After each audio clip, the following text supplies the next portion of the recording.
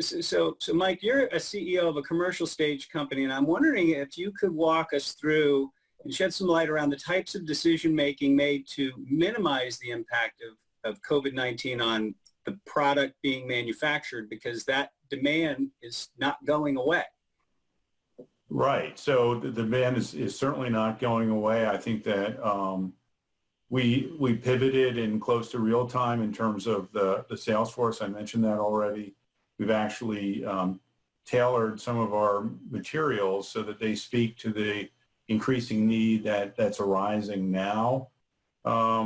And we've been very fortunate as it relates to manufacturing. We had approximately 10 months worth of labeled product on hand in the U.S. ready for distribution. So plus another 12 months worth of API ready to be manufactured at our site that we work with Patheon on as our contract manufacturing organization. So we never trivialize anything, but we entered this pandemic in a very good place in terms of inventory. Mike, I'm curious, could you maybe shed a little light on, you mentioned using a contract manufacturer, you mentioned using Patheon, about like when this started to look like it was going to be a real problem. Could you kind of lay out for us a bit of a timeline on Patheon maybe contacting you saying, here's where we are, we want, because I would imagine there was some assurances that we're going to be in a good place, here's how. I'm just wondering if you could kind of lay it out for how things kind of progressed. Yeah, I would say this. Our manufacturing people are in contact with their Patheon counterparts on an almost daily basis. In addition, we have people in the plant who are talking, obviously, to their colleagues regularly. So I think that this evolved in real time, Rob.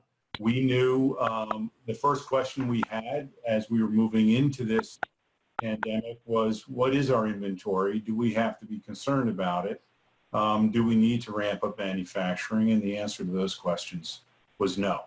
So we, as it relates to the working relationship, we have a tremendous relationship with Patheon. They've been very excellent partners for us, and we've been blessed not to have to worry about supplying the needs of the market. Great. Does anybody have anything they want to add with regard to that? I'm not certain as to if other companies are working with CMOs, maybe even for clinical development, if they've experienced anything along those lines.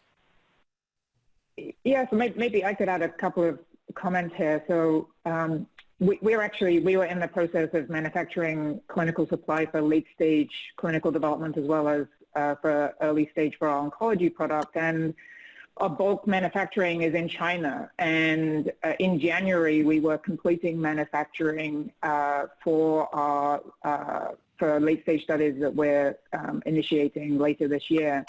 And so our manufacturing is actually 250 miles from Wuhan. We got a very early look at what was going on with the pandemic. And like Mike's team, we were already just in regular contact with our manufacturing supplier in China. And I think from late December, when we had some idea that there was, a very serious situation evolving, we started to talk to them very regularly. That became almost daily contact across sort of three key pieces of the organization. And that was essentially twofold from our point of view. Firstly, a very, empathetic set of support. How are you dealing with this? They were completely shut down. They got exemption from the government. They were one of sort of essentially 5% of the workforce that was exempted in China to continue to work. And then, is their workforce safe? How are they supplying with PPE, et cetera, et cetera? But then the second piece was, how are we going to ensure, our supply chain was, that we were able to continue to meet our timelines, and if we were able to continue to meet our timelines. And that was a very interactive, ongoing dialogue. We were very fortunate. We were able to meet our timelines. But even at the end of manufacturing, there was a big question as to how we were going to be able to export. Our drug product was actually manufactured in the U.S., so then we exported to the U.S., in fact, into Southern California, into a lockdown situation there where we sort of went through a similar cycle as well. And so that early look, first of all, in China prepared us for what we ended up doing for our own company in the US as sort of the pandemic situation evolved. But secondly, it cued us into, I think, a set of very proactive planning that has prepared us well and has led to us not having any slowdown in, our overall key programs.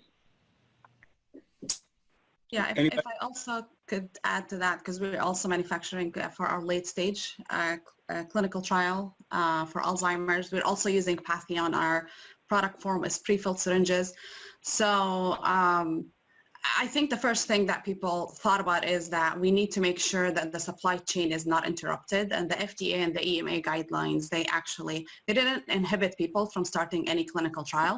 But one of the things that they emphasize is there need to be an assurance of a continuation of the supply chain, which then another look from a regulatory point of view, that also the guidance allows for some flexibilities that previously was not allowed, like direct to patient shipment. So all of these, I think the silver lining of all of this is that the industry is being pushed to accelerate the timeline to get to a point where we always talk that we wanted to get to.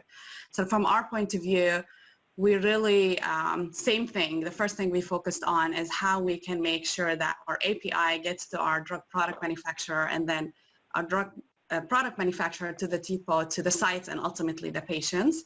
And I think the industry reacted very quickly, and still drug product, whether it's at the commercial stage or at the investigational stage, is considered as critical and is being prioritized. So yes, we had 2 weeks of, I think, panic and trying to figure things out, but things went back to normal very quickly. Thanks. Anybody? Go ahead, Rachel. Oh, okay. You can't tell with the boxes when they light up. We've had, manufacturing has been a big deal for us as well, particularly in terms of navigating this whole new world, if you will. We were in between clinical trials and had just basically done a batch of drug.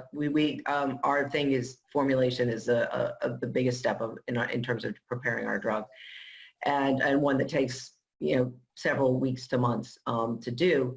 And we were in the process of bringing together some clinical materials for our 2B study, and then quickly entered COVID-19 study, and now are scrambling to get more drug available for that study. And I have to say that we use a group here in town for our clinical stuff called BioServe, and they've been terrific in finding us time slots in order to get our drug ready for the next stage of what we're going to be doing in the clinic.